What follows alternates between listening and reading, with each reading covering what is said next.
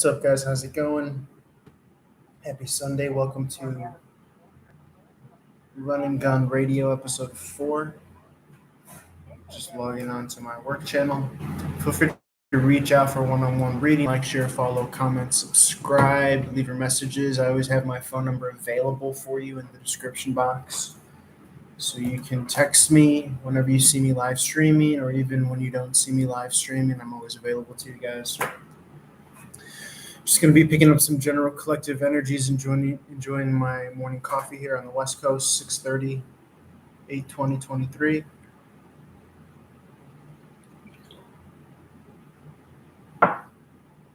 And try to be picking up on just some major themes energetically today for the tarot. Spirit of Gratitude, Joe 11 Light, highest possible messages at this time. Single questions are priced at about $6, and readings are priced at $16. Like I said, it could be done live here in the live stream, or it could be done in private, however you like, over video, phone, text, email, whatever you feel comfortable with. Spirit of Gratitude, Joe 11 Light, highest possible messages at this time for the creative collective unconscious. That involves me.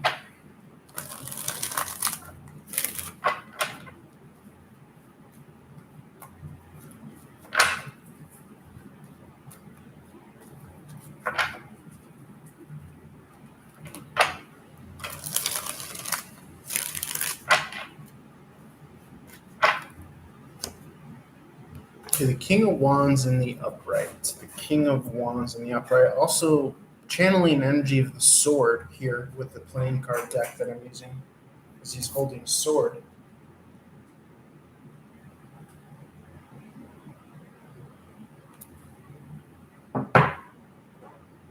Now, sword represents communication, cutting things down to size. Okay, he seems very kind of lackadaisical. He has his reasoning behind him to back him up. It's almost as if he's showing his logical derivative, how he's come to the conclusion of his stance or position, using reason before taking action. That's how it comes across. Very direct, forward, masculine energy. Mature, adequate, experienced, traditionally ready to get up and take action in the traditional tarot. So that's your first major thematic card here. Let's get a shuffle of the super deck, as I like to call it, 2 traditional tarot decks mixed into one. Let's see if there are any prevailing energies that want to radiate, match, magnetize to this King of Sword energy here, aka the King of Wands, predominantly, first and foremost. If I do get interrupted with an incoming call or chat message request from the other lines that I'm working on right now, that I'm logged in on right now, feel free to be a fly on the wall.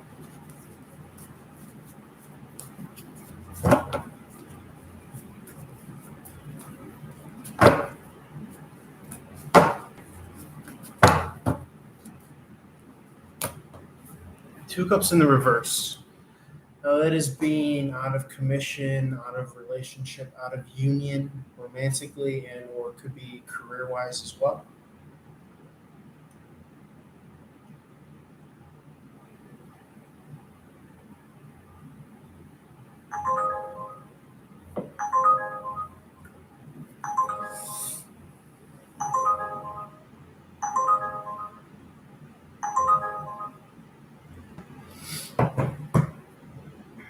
Let's get another thematic card here. So there's this wanting to, it could be viewing through the lens of logic and reason.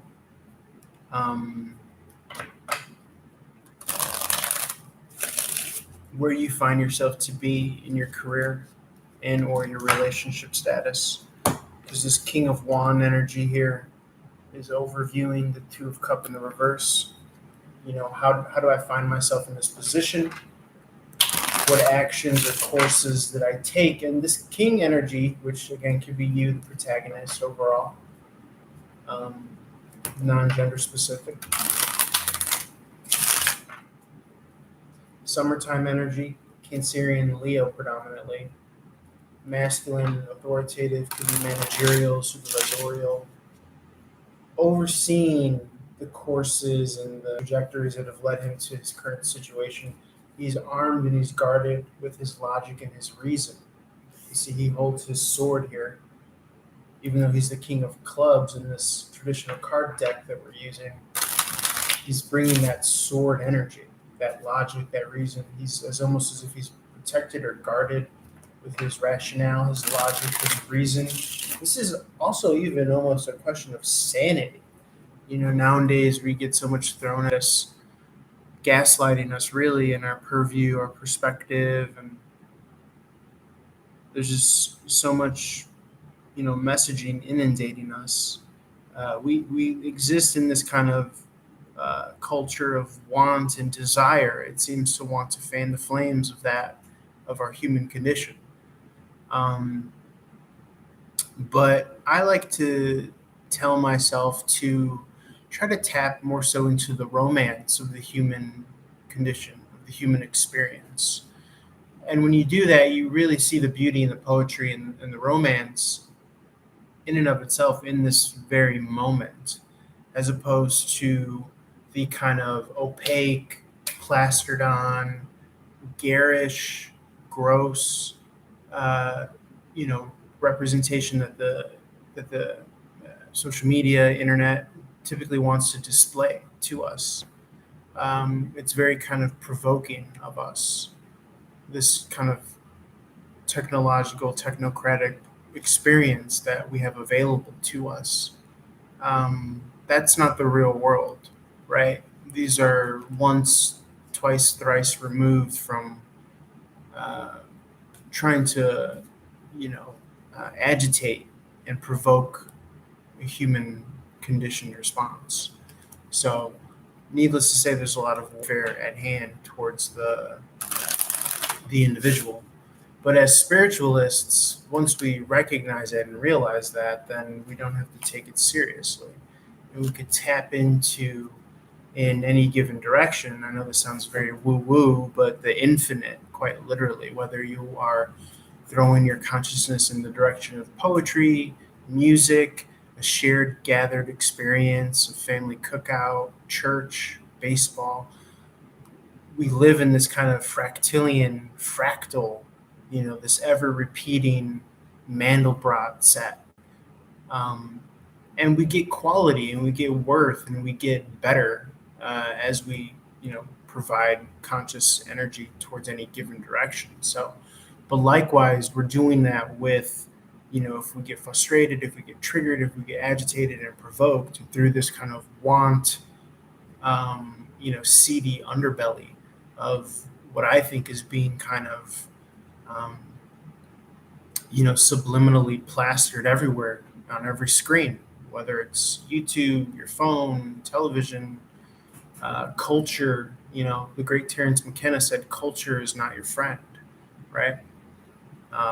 Allen Ginsberg says, he who controls the images controls the culture. William Burroughs says, language is a virus from outer space. It's pretty trippy.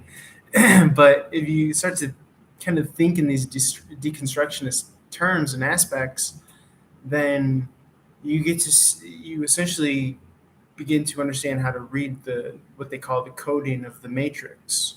What's the subtext? What's the underbelly? And that even goes to dealings with friends and family. What programs are they running automatically, like software on their hard drive? Are they worried? Are they concerned? Are they eager? Are they agitated? And so this is just kind of more of like a hindsight kind of straight head on your shoulders perspective. You're able to not be gaslit. You're able to quantify and intellectualize and make sense in the maps of meaning and in the story that you're telling yourself. Now, granted, oftentimes we have to kind of maybe wake up, from some sort of placated position or state of being to remember that, all of this is for the taking. Um, I've been telling myself lately, well, in the immediate, moment, um, to be bigger than the moment. And sometimes when you have some catchy phrase such as that, then it allows you to just go the extra mile in any given direction. Um, and yes, you're still playing the game of life, and yes, that might not have anything to do with God or a bigger power, a higher power. But where the rubber meets the road of spirituality is that one could argue that the Spirit of God lives in all of us, and that by going beyond our means and beyond what we would typically settle for is that very Spirit of God. So, as to say, I could do miraculous, incredible things um, if I overcome my own kind of placated condition that, again, it could be argued that this culture is trying to kind of lull and rock us to sleep in, right? I think the very kind of, even without culture or technology, I think that the human condition is to kind of, to some extent, keep us caged and enclosed and safe. Not to go too far off the beaten path for, you know, survival purposes, um, almost selfish self-preservation. You know.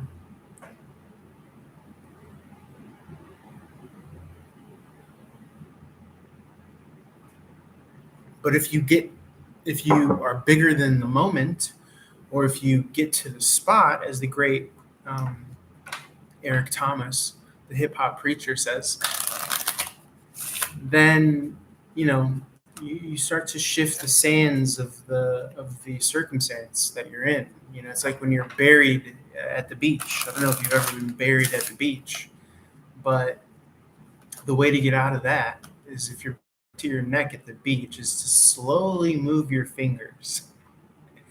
And what happens is you start to shift the sands and eventually loosen enough of the compact sand over yourself that you're able to escape. If you try to muscle your way out of being buried under sand, neck deep, you're not going to be able to do it, you'll find, right?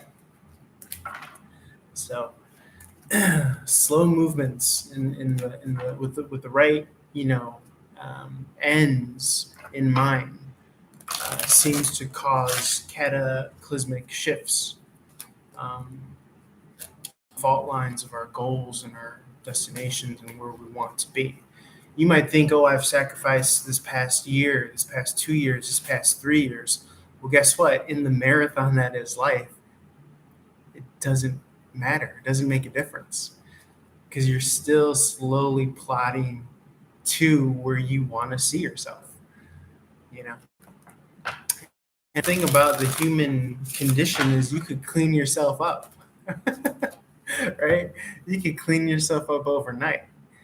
And, there's really no keeping, um, the indomitable human spirit down. Um, you know, just ask, those that have survived some atrocities throughout history. So when we're talking about being bigger than the moment, we're as the great philosopher Tupac Amaru Shakur once said, staring at the world through my rear view, acting as if this is already the past. This is already the 90s. This is already the 1980s. This is already the 1970s. This is already the 1960s. This is already the 1830s. This is already a bygone era. that we just have the luxury of seeing unfold before our phenomenal beings. And typically we somehow interface with our reality as if we're on the cutting edge of not knowing what's to come. And I think that that's why our condition has it so that we seek comfort and we seek to be almost lulled again into that kind of passivity. But if you can kind of play around with your perspective, and it doesn't have to be 24 hours, certainly there are pockets of inspiration, pockets of momentum that you could hitch your wagon to, and you can kind of treat this as if it's already the past. It's already you ever watch old clips, old footage of generations past, the 1960s, or what pick your favorite romanticized, idealized version of a decade, the roaring 20s, and you think, or World War II, and you think, man, if I was there, I would do things totally different. I wouldn't have let them make me a slave. I wouldn't have let them kept me detained in Auschwitz. I wouldn't have let them, you know, um, bully me into, some sort of like poor education or, whatever. Um, and the reason why you feel that way is because the world hasn't ended. Reality itself still has held itself together, and so we have that kind of benefit of that hindsight, that kind of built-in comfort, and so it's definitely something to play with as far as your perspective. Um, they say trust your instincts, and but if there's an uphill battle to be fought, sometimes it is against your nature, um, which may be to find some sort of complacency and safety. Let's see what other kind of card um, wants to come out here as far as thematic.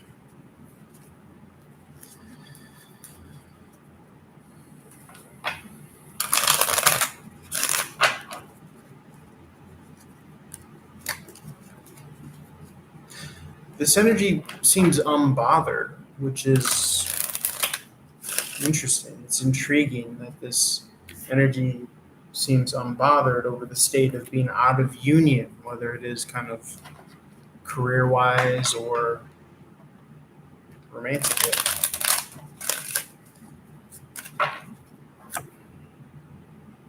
Okay, the Queen of Pentacle. This is a very giving nature. Feminine, traditionally, easy, soft energy, well provided for financially, fiscally, stable, secure, plethora of resources, wanting to give and extend.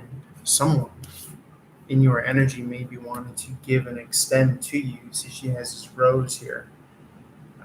And this individual is almost so unfettered by his kind of condition of not being a part of something. And yet someone still wants to extend something. Channeling Six of Cup energy, Six of Heart energy, almost this kind of innocence by proxy. So that leads me to believe that there might be something professional, career based in the air.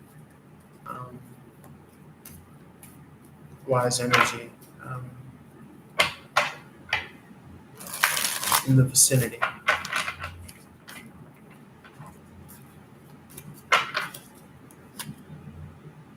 Okay, the Ten of Swords in the upright. So someone is so used to kind of being either betrayed or in this position of something being out of their hands, they've grown quite placid, still almost.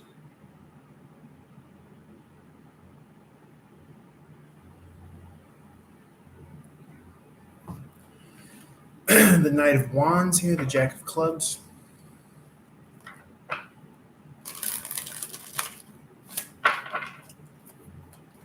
This is usually someone who's willing to, and just to let you know, on this wanted to come out just now as well.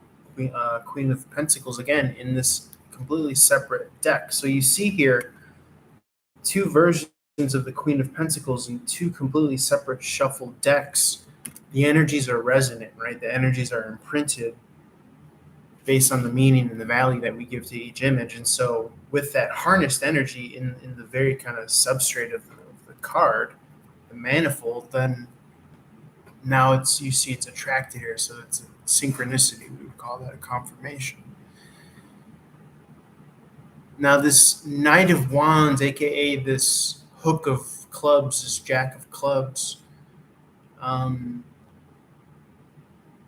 is this energy of willing to get up and take action and facilitate and kind of come off this demeanor of, notice it is of the same suit as well, the club, aka the wands in the tarot, which is about action, impetus, jumpstart.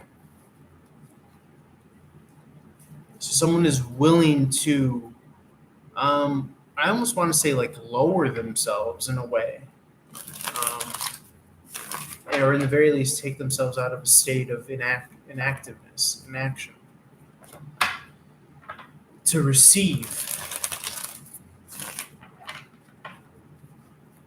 So there's very much so an opportunity at hand here. Let's see what else wants to come out. Yes, the Eight of Pentacles here. This is an energy of work. Okay. Eights are about beginnings, cycles repeating themselves in and out, like the lemniscate, the infinity symbol. The number 8 turned on its side makes the infinity symbol. Again, that's known as, or called, the lemniscate, is what the infinity symbol is. The pentacles are work. They can represent time, finance, resources, but traditionally Eight of Pentacles is the work card. So this seems like an opportunity is being given to the protagonist or the creative collective unconscious, an opportunity for work here, an opportunity to jump into what we said, that kind of fractilian reality, right? We're going to be investing a lot of time and energy and consciousness in this given direction. Okay, Ten of Swords again, another double confirmation. This is why I love using several decks, right? We have two Ten of Spades, aka swords. They represent completion, something being out of your hands. You may have felt like you've been in this period of suspension. Work has not been, proliferating around you, or work opportunities, I should say. But for every ending, the tens are about endings, culminating points, there's a new beginning. And that's what seems to be happening here. Now, the caveat with the tarot is, of late, what I've learned is not to hold your breath, right? Don't let this interesting information put you in this suspended period of waiting for this opportunity. Still go about your life, still present, still enjoy yourself in any given moment as much as possible would be my ultimate advice, because there will be weeks and times where you will wait and you will feel it's going to happen this week. I'm going to get this opportunity, whether it be romantic or career or any other aspect of my life, and then it doesn't come through, and then you're just kind of heartbroken. So take it from firsthand experience as someone who's practiced closely with the tarot and these energies. Don't allow anticipation or expectation to pull you out of your kind of empowerment, which is in the moment. Clarification here, Spirit, using the super deck, as I like to call it.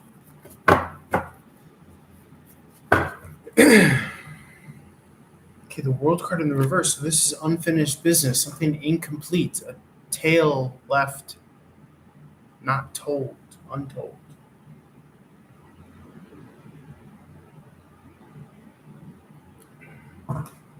Left incomplete. This to me is channeling energies of Venus retrograde, which is going to start to move forward again around that September 3rd period in the weeks to come, about 2 weeks from now. And Venus famously rules romance as well as finances. Okay, so that's a big one for you to have that positive momentum on your side. it's also going to be at the precipice of, I would call, let's see, the Piscean full moon, which Pisces represents fantasies, projections, emotional happiness, fulfillment, um, and a big kind of epic conclusion of this first go around of full moons as it's ending the zodiac in Pisces, only to start up again in Aries with the next full moon after that in early October. So much is about to pop off, to put it, you know, in those terms. I just got a confirmation notification on my phone. So very exciting things to come here.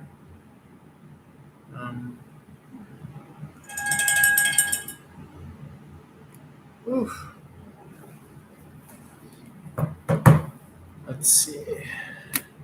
Six of Swords, travel, and or leaving choppier waters for more calmer, peaceful waters. See here, symbolizing this image. I am getting this longing for wanting to have this movement, this travel, this kind of like wanderlust, unfortunately, to use that word. Wanting to be a part of, the good life, so to speak, where you feel as though that things are happening and things are connected. You see the Three of Pentacles here, almost as if someone is traveling to the Three of Pentacles in the reverse, which means coming out of something, okay? Coming out of a tradition, coming out of traditional employment. So there could be this telltale narrative here about having left and then maybe returning. Certainly a period of restraint, discipline that will miss it, making itself known here.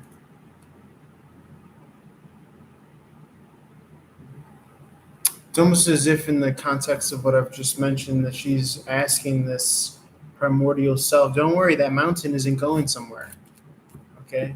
It will be there for you to achieve and enjoy and climb. Seven of Wands in the reverse. Not having a fight right now. Nine of Pentacles in the reverse. Could be having an effect, in your source of income. The light just went really bright here, so this is a confirmation as well. And yet that Knight of Wands, no one is questioning your, get up and go.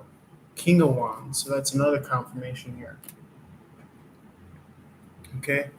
No one is questioning your ability to go high and go low, but right now, you are a kind of star player being asked to kind of chill on the sidelines and be deactivated almost. It's almost as if God is playing Yu-Gi-Oh with you, with your life. And you might have umbrage with that, the egoic self, right? The small self. This is, again, part of a bigger trajectory of things to unfold. This sacrifice, this sacrificial period of you. But the good news is that, look at the second world card came out, and it came out in the upright, signifying this is done now, right? The number 21, tomorrow's the 21st, so that could be an important date for you. I know that it's going to be an important date for me. I have an interview scheduled tomorrow. So that could symbolize you getting back in the loop, getting back, into the game, off the bench. You see her looking back at the Four Swords in the upright, that period of rest, that time out, this sacrificial lamb period.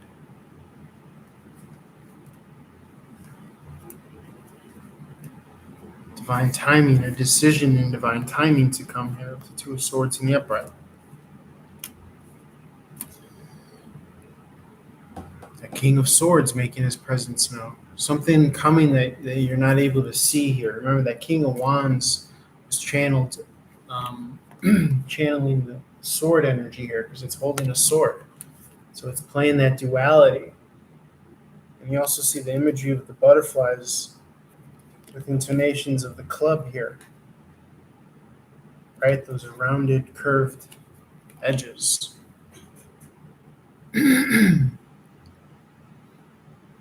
Almost like a clover, right? Almost like a four-leaf clover, you lucky son of a bitch. To do a Will Sasso, Arnold Schwarzenegger impression. This four-leaf clover, it's like it's luck. Luck is on your side, is what I'm getting here. Oftentimes, we are at the benefit of grace that we don't even know about. You know, bullets dodge that we're not even aware of, zipping through our or just past our spiritual bodies.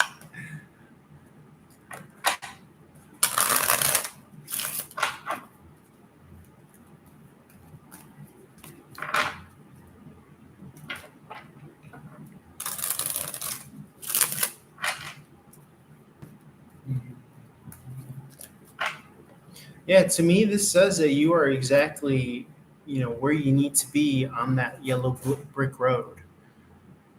Okay, the Five of Cup in the reverse. This is emotional processing in a healthy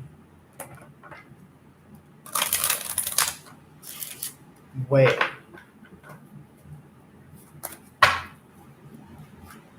Solo. You can be on your own.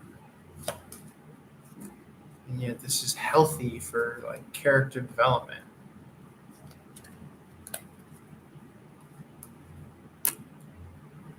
Because you're also at the point of highest possibility here, highest potential with this card. This is an embodiment, this is encompassing several traditional energies of the tarot as I read it.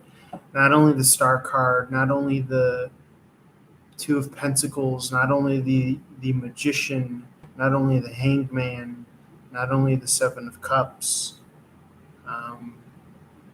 the World card. This is a very heavy hitting card here. Okay. You could even argue that this could be, a Four of Wands type gleeful energy. Energy of wish fulfillment, high capacity, potential, opportunity, anything is possible. 10 of Cup energy, getting a lot of wish fulfillment, traditional 10 of Cups, somewhere over the rainbow. Star card is wish fulfillment. A lot of heavy hitting energies here. And just as I say that, if not the best card in the tarot, the 10 of Pentacles here. This is long lasting legacy, finance, stability. This is health insurance, 401k, a legacy to hand down. This is you getting that fulfillment, that moment seized, that opportunity clinched. Again, speaking to being bigger than the moment, being bigger than just this year, being bigger than just this past 2 years, being bigger than just 2020,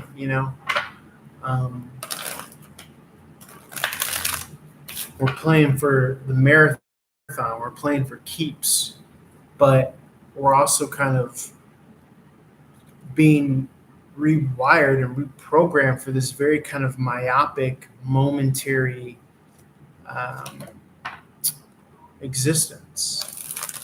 And so that is the plane and the terrain of the kind of spiritual battlefield, the warfare that we're undergoing as well within our waking, interface with our reality. Our attention span being purposely manipulated so that we don't see the bigger picture, so that we don't see, the wisdom of this, right? The excitement of this, right? Let's drive the economy into the ground. Let's have no jobs available for the middle class. Let's um, dilate their sense of time. And let's hang this culture of want and desire before their eyes through social media and whatever. Um, yeah, that'll get you some frustrated ass people. But the spiritualist sees that and it laughs, right? There's that story of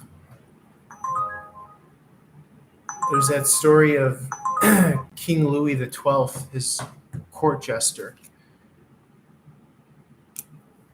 um, was sentenced to execution for slapping uh, King Louis XII on his ass. And the king said, "You can get out of your uh, sentencing if you can come up with an equally offensive joke." And the court jester said, um, he said, "I'm sorry, Your Highness. When I smacked you on your ass, I thought that that was the queen. And so I guess in some sort of loophole, you're not supposed to make fun of the queen." And so um, the court jester was sentenced to death. Um, and he gets out of it at the end. The king says, because you've been a loyal court jester to me, you get to decide how you will be executed. Um, you get to choose your way of death. And the court jester said, um, old and in my bed, through natural causes. And then the king was like, damn, that's fucking brilliant. And so he ends up just kind of, banishing the jester from the realm. In any event, so we're, the spirit point being is that the spiritualist is kind of laughing at the system falling and crumbling, imploding, in itself. Because it does, it's not taken serious from that perspective. That understanding of these times have always come and gone in this way. It's always been, some false cry that the sky is falling. The markets have always gone up and down. Wars have always been started to generate profit. And all this nonsense has always been so that you can never truly achieve fulfillment through success. And ironically, paradoxically enough, fulfillment is not meant from the spiritualist's point of view. It's not meant to be achieved through earthly fulfillment, through earthly means, I should say. The Knight of Pentacles here. And again, this is a very zoomed out point of view, a very zoomed out, seeing the bigger picture of legacy, high capacity potential. Ten of Pentacles in the upright, long, a decade from now. The Pentacles represent a year's time in the calendar year. Ten of Pentacles is a decade. Where are you going to be a decade from now if you keep on this path? If you're living a life of sobriety, if you're living a life of seeing the bigger picture, the long term, not taking these lulls so seriously, not taking this unemployment so seriously, not taking your wants and your desires so seriously, not letting them get in your house and driving you mad, driving you around. Okay, not letting the ego possess you for lesser selfish desires.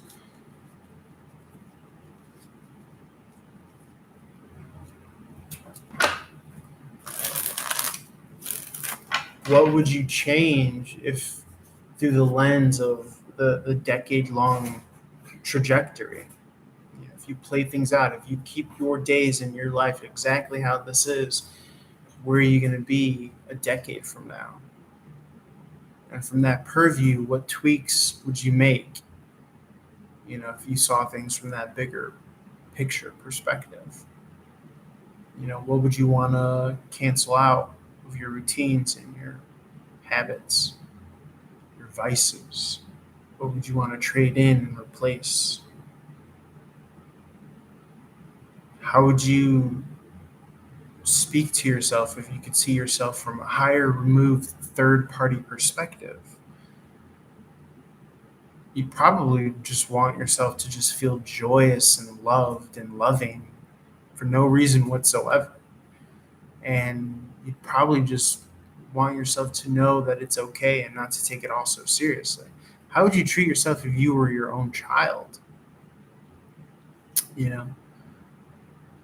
What confidence would you give yourself? What would you try to pursue in favor of your own child in this exercise of being you? What would you go for if you didn't have this kind of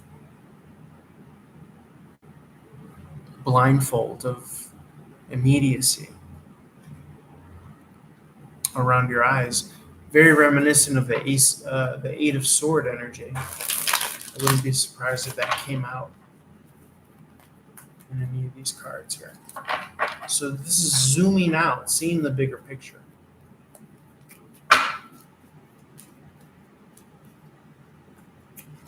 Dreaming ridiculously big.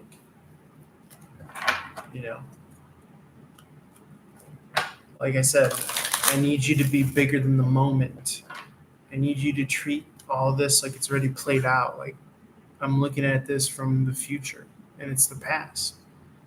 This might as well be the 1970s. This might as well be the 1960s. It's already played out. The world didn't end. It didn't fall off a cliff. It was just business as usual. They were just churning out the generations every 4 years, right? They were just replacing Tobey Maguire with Andrew Garfield and Andrew Garfield with fucking, what's his name? Not my Spider-Man.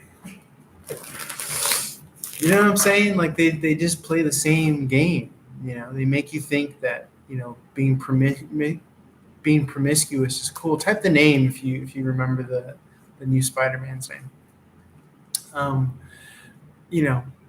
They make the younger generations who are just seeking and finding their own sexuality. They make them believe that it's cool to be promiscuous. They make them believe that it's cool to do ungodly things for money. They make them think it's cool to pour alcohol into their brain and tar in their lungs and to belittle each other and degrade one another and keep each other like crabs in a bucket.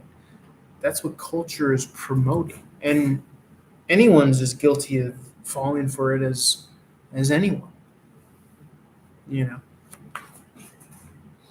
And if you were blessed and lucky enough to have parents to give you a heads up and, peep game and teach you the game of life and teach you how to play the game of life, then you probably didn't fall for as many of those pitfalls as maybe some of the people that are incarcerated right now. But every turn that you've gotten, whether it's the 2009 housing crisis, whether it's 9/11, whether it's Y2K, whether it's Oklahoma City bombing, whether it's this and the third,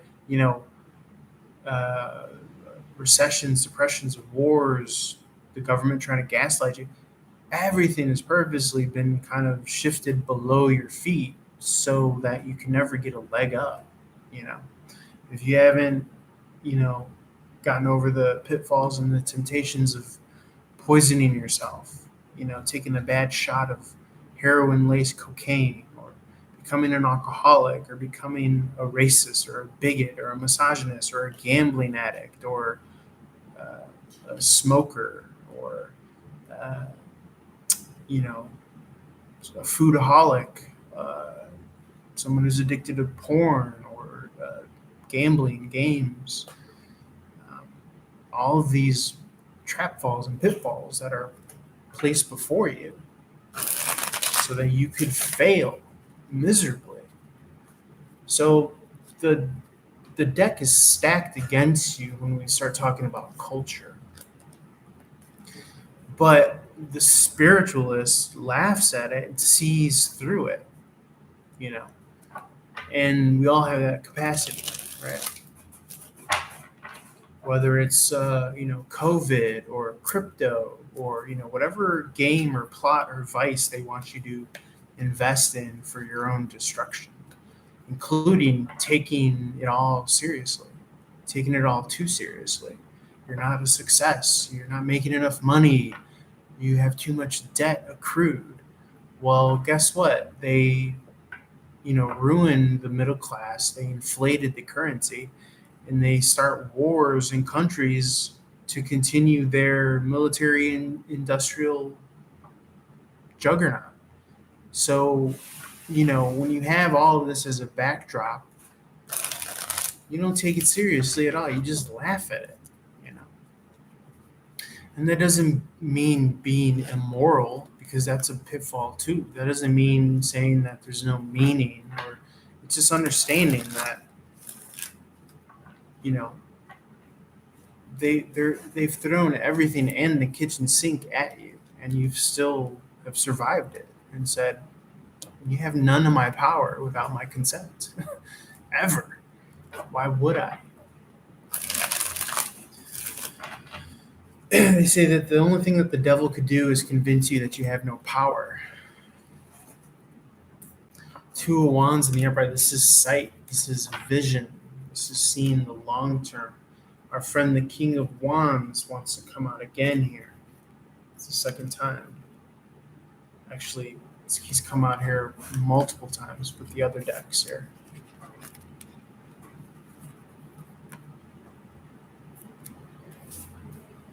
This is being at a high level of the game, seeing it from a higher perspective.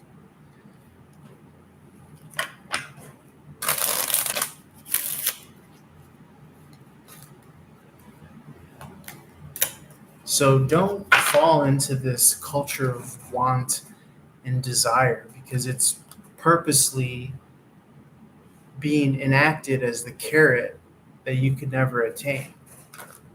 That's its very point of its existence,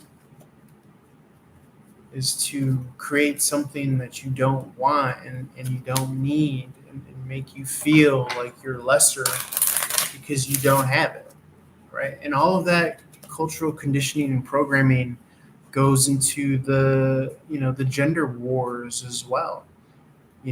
That's a confirmation right there. You see that light getting bright as fuck? That's a confirmation right there for your ass.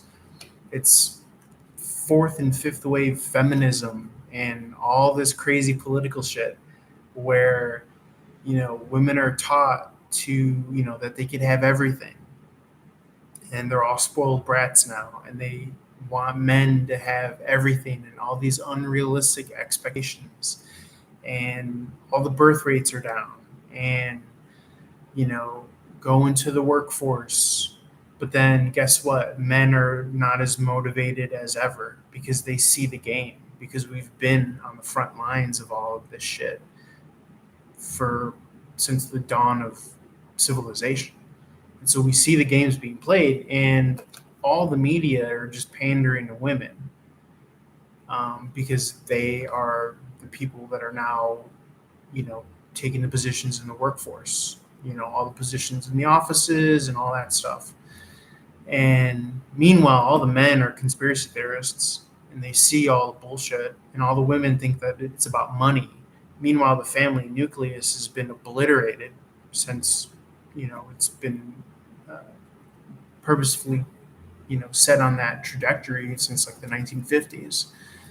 And so when you undermine the head of the household, the man traditionally, then the family nucleus falls apart, and the children fall prey to MTV and hip hop, which was all about the destruction of the family nucleus. And you're taught that killing yourself and destroying yourself through drugs and partying and promiscuity somehow that's to your benefit. No, it was all a big sham. It was all a big lie that everyone fell for. My mom was the CEO, vice president, corner office in a public relations company, and my dad was just a butcher, manual laborer his whole life. And she is a product of that kind of like, third wave feminism, fourth wave, whatever wave you want to call it that we're on, that says you could have it all. And guess what? She was then kind of elevated to a position where she looked down upon my dad for not wanting and striving for more. And whatever he was facing, probably some form of deeply embedded depression, having to fight his way literally, like, you know, um, out of the streets of Chicago, Pilsen, old school Mexican American neighborhood. And so I'm just kind of the mind that women have been promised that they could have everything, and that's not realistic. That's not real. And so you have all these women earning and achieving and thinking that it's about money, and meanwhile the family nucleus is now obliterated. And so now women, and this is statistically proven through dating app research as well, women over assess themselves and under evaluate men. So they're constantly out kicking their coverage and constantly striving for someone that is way better looking than them on the physical feature scale. Um, and so it just kind of tilts the dating plane. And so you have like the quote unquote like middle class or average class of men that no longer have their respective equal opposite dating pool, because all of those women have been promised that they could have, the man with the biggest genitalia, the biggest bank account, the slimmest, the most muscular, the most social status, the nicest car, the biggest house, everything, mansion. And it's like, it's just all warped and skewed, but that's all being done purposely, you know. Um, and of course, women won't date men that make less than them on average, you know. So it's all kind of being manipulated and shifted purposefully. And so that's why you have your rates and statistics of people being single higher than ever. Birth rates going down, marriage rates going down. Women are responsible for 70% of the divorce rate. They initiate divorces 70% of the time, something absurd like that, maybe even higher than that. Um, After they're done with men, they throw them to the side. After they've gotten the kids and the money and the car and all that they can get from the man, because women have been taught that men are this kind of tradable commodity, that once you've extracted all the value and worth from them, then you deserve more, you deserve something better, but it's all media propaganda. You're never going to always be in the honeymoon phase and stage of your relationship. You have to work to establish that emotional bond and respect. Meanwhile, I'm, or someone who's kind of on the dating market, there's no middle class. I've been looking for work for 4 months now. So I'm expected to purchase a subscription on a dating app, because how are you supposed to meet anyone nowadays? There's a book written about that as well. It's called, I think it's called like Bowling Alone or something like that. It talks about the kind of mapped out deconstruction of social spaces in the modern world. Bowling lanes and bars, and certainly COVID alienated everyone from wanting to kind of get out of their house and socialize. Churches, Elks Club, men fraternizing and with these kind of extracurricular organizations. All of that since the 1950s has drastically de-escalated. Um, and so now people more than ever are not getting together and socializing and making connections. I live in LA. I've lived this life of isolation for going on however many years now. The closest that I could get to kind of forming a bond again is like if you buy a subscription for like a jujitsu class, a martial arts class, if you go and play basketball at the parks, but even then you're kind of subject to, the randos from different socioeconomic strata. So you're putting yourself at the risk of running into unsavory characters. So you have to pay for access to friendship, for access to romantic partners, to be even allowed in the pools of those subjects. And then again, you extrapolate. You're meant to pay for a meal of a woman who has over 10 bodies. Meaning, what is her kind of promiscuity level? I'm supposed to respect a woman that doesn't even respect herself. Everyone and their brothers had a go at her, because women have been told they could be as promiscuous as men, as if two wrongs make a right.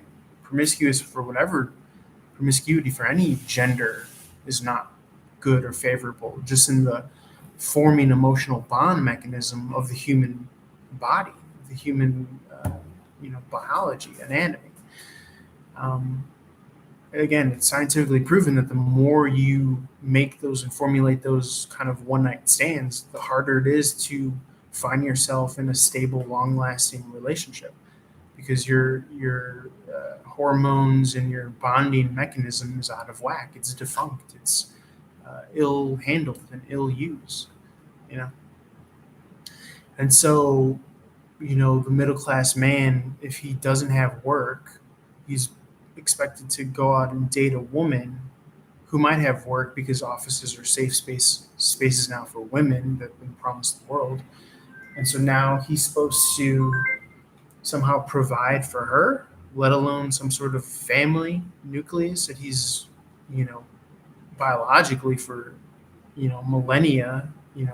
All we've done is run on the instinct to proliferate and pass down our genetics.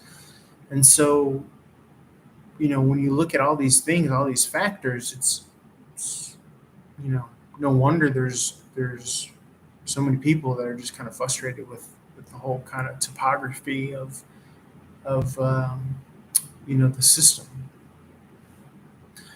And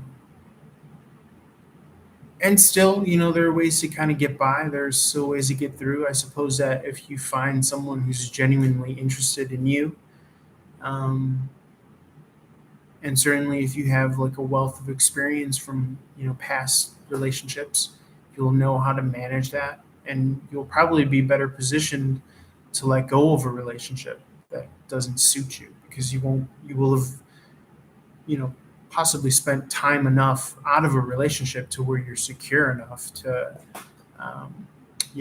not try to make things work that aren't meant to work. So yeah, I mean, there's just a lot, to take into consideration if you follow the kind of face value narrative of everything that's kind of given to us to work with. Again, non-gender specific, but so for me personally, I think taking a more kind of spiritualistic approach is the only way out.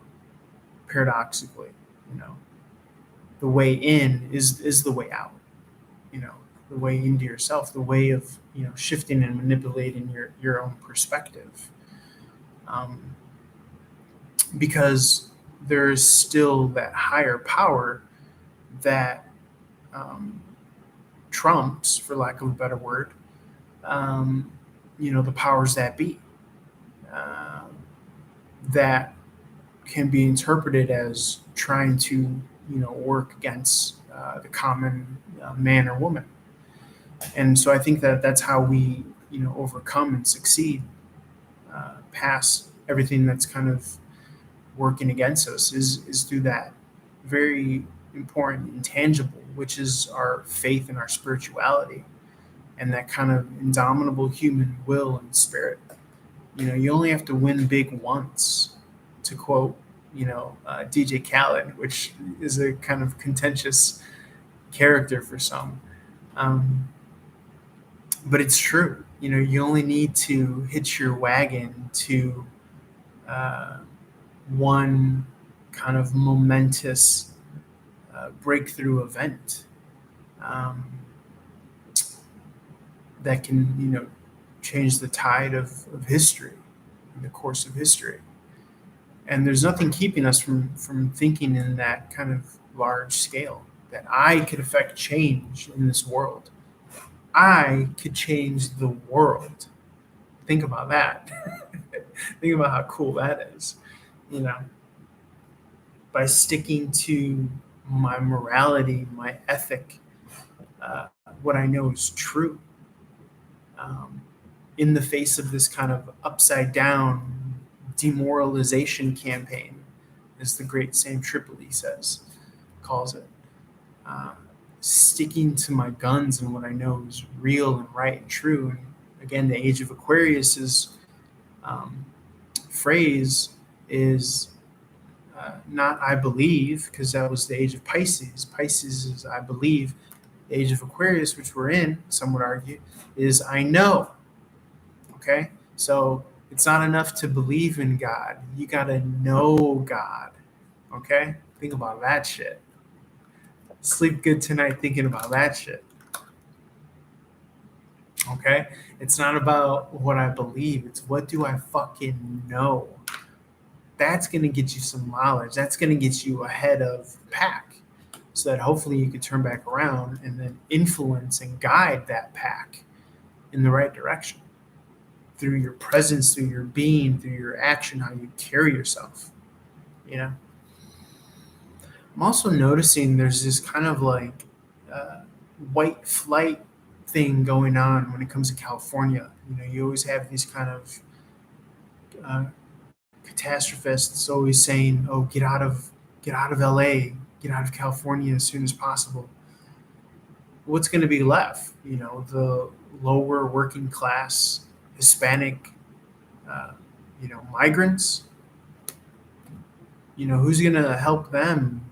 Who's going to peep game to them? Who's going to let them know what the fuck is anything?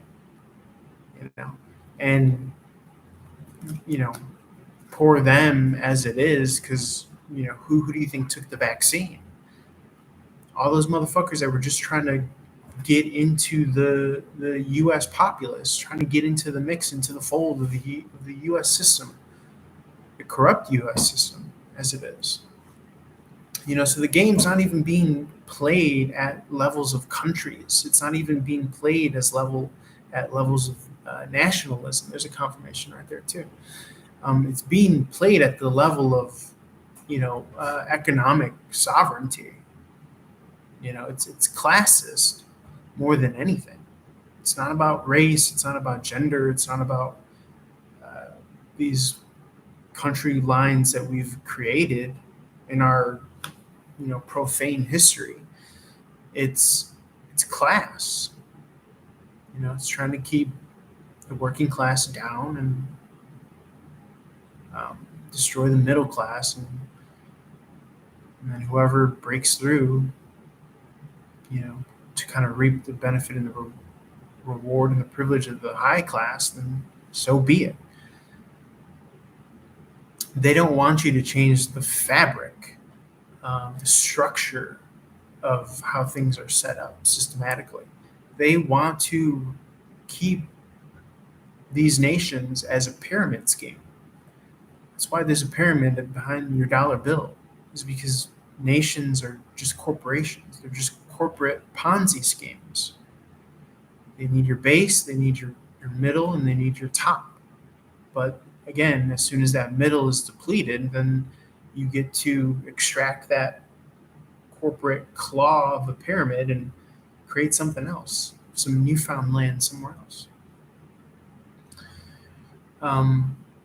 Look what they did to Hawaii. Look what they did with, Black Wall Street. Look what they did.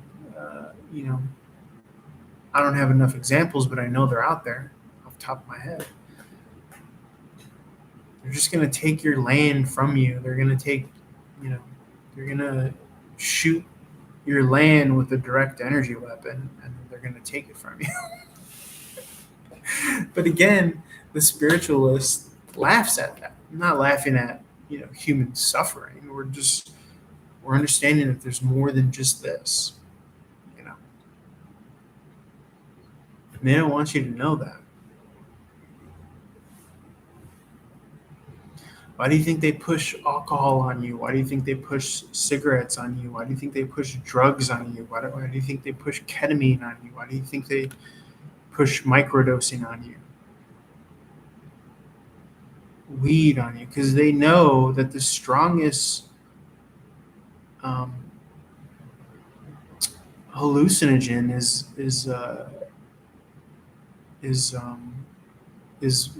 endogenic.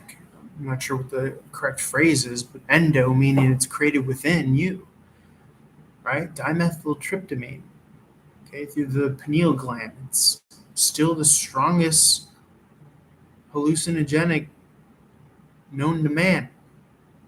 So why would you settle for beer or alcohol that keeps you from making those chemicals? Why would you smoke and put marijuana and tobacco in your lungs? A large percentage of DMT is created in your lungs unless it's a calculated attack against your own system that creates all that shit. And they'll tell you culture. They'll tell you culturally, if you don't do this, you don't fit in. So let's make it a fabric of culture to have these as accepted norms. So you just keep on dumping alcohol on your brain. So this shit, for me, goes deep. We go deep, homeboy.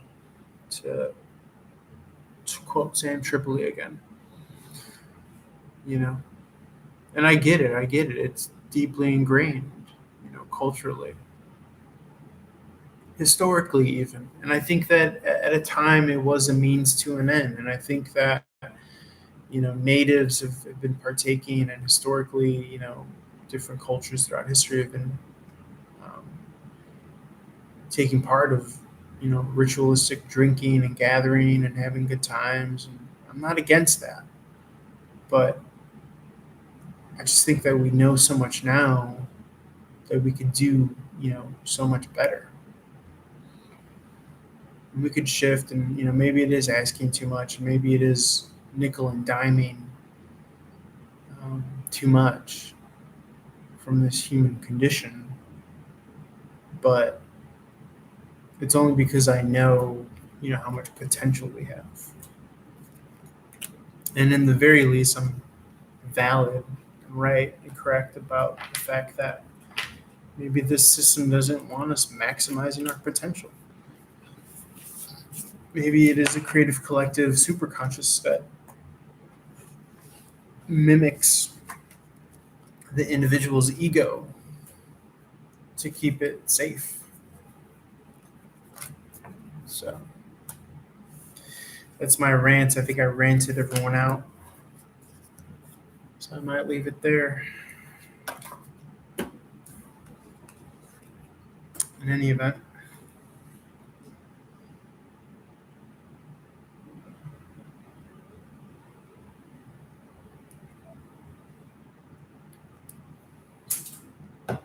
All right, guys. Love you guys. Did an hour. Feel free to reach out if you see me logged on, or even if you don't see me logged on for one-on-one reading. Numbers in the description. Love you guys. Peace.